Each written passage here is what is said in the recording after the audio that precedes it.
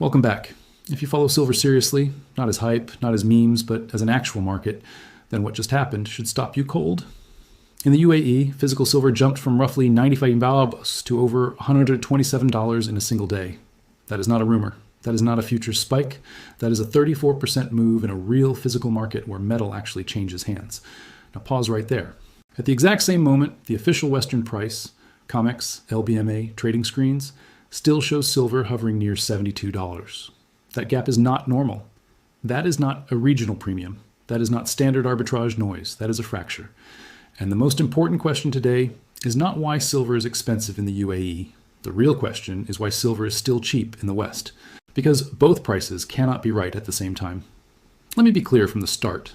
This is not a conspiracy rant. This is not YouTube drama. This is market structure breaking in real time.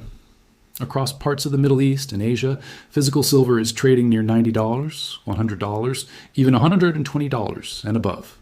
At the same time, Western paper markets are behaving as if nothing is happening. That tells us something immediately. Price discovery is no longer global. We are now looking at two silver markets. One market where real metal is bought, delivered, and consumed. Another market where paper contracts trade against each other, and those two markets are drifting further apart every single week. COMEX and LBMA exist for one primary reason: to provide a reference price. But a reference price only works if it reflects reality. When buyers in Dubai pay over $120, when Japan and Korea report triple-digit physical prices, when even large retailers struggle to source inventory below $90, a benchmark stuck in the low 70s is no longer a benchmark. It is a fiction. Now let's talk about Dubai specifically, because this matters. Dubai is not a fringe market. It is one of the world's most important physical metals hubs. It trades bars, coins, inventory, not promises. Reports out of the region are not just showing higher prices. They are showing inventory shortages. Silver is being bought faster than it can be restocked. That distinction matters. High prices without shortages suggest speculation.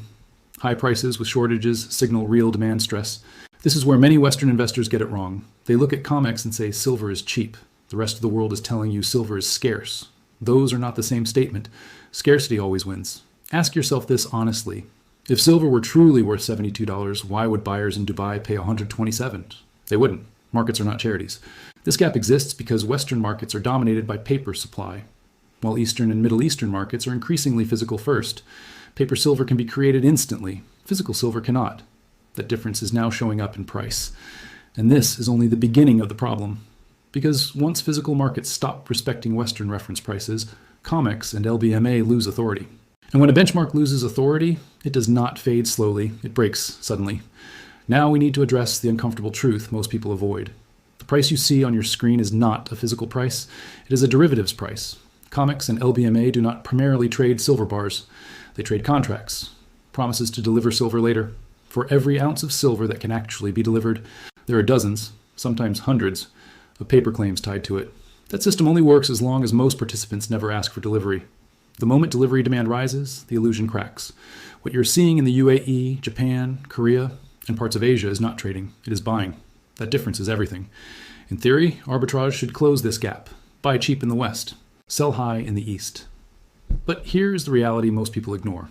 You cannot arbitrage what you cannot source. Paper silver does not ship. Futures contracts do not melt. If you cannot obtain large quantities of physical metal on time, arbitrage becomes meaningless. That is why the gap is widening instead of narrowing. Across the West, dealers report the same pattern. Large bars disappear first. Premiums rise quietly. Restocking takes longer each cycle. That is not temporary tightness. Hello friends, how are you? I hope you all good and welcome back today my new video. If you follow silver seriously, not is a hype, not is a memes, but is an actual market, then what just happened sure to stop you cold and UAE. Physical silver jumped from roughly 95 to our 127 in a single day. Very high jump, 95 to 127. This is not a rumor, that is not a future spike, that is a 34% move in a real physical market when metal actually changed hands.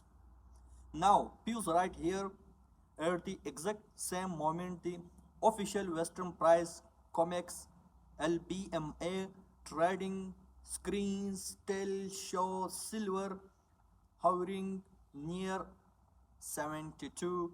That gap is not a normal. That is not a regional premium. That is not a standard arbitrage noise. That is a fracture. And the most important questions today in not why silver is expensive in the UAE. The real question is why silver is still cheap in the West, because both price can be right at the same time. Thank you so much.